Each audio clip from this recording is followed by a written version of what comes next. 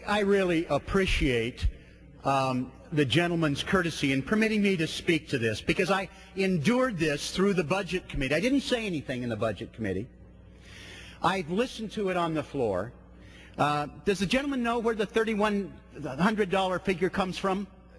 Does the gentleman know? I would. Thank my friend for yielding. There are several different studies. Does the gentleman know where the $3,100 figure comes from? There's several different studies. You want? I reclaim my time. The highest I've seen is $3,100. I reclaim my time. I'm happy to yield to the gentleman from California to tell me what page in our budget that figure comes from. I thank my friend for yielding. It's not a page in the budget. It's the fact that there is, in fact, a tax increase. Several studies have shown range from $1,600 I reclaim my time. to $3,100 Yes, Madam Speaker, I reclaim my per working time. family in this country. Yeah. I yield to the gentleman from... This $3,100 figure that has been cited by Republican leadership, Mitch McConnell, John Boehner, and referenced, I thought the gentleman from California would talk about it coming from MIT. That's where it came from. And his colleagues have referenced it repeatedly on the floor.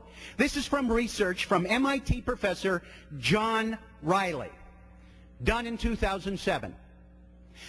Republican staffers, at one point, since they were citing it, called him. And he said, and I quote, called me March 20th and asked about it. I had to explain why the estimate they had was incorrect and what they should do to correct it. But I think this wrong numbers are floating around by that time. He pointed out that it actually was 1/40th of that figure. It was a net welfare that was going to be $30.89 per person. That the Republicans are intentionally misrepresenting the research from MIT.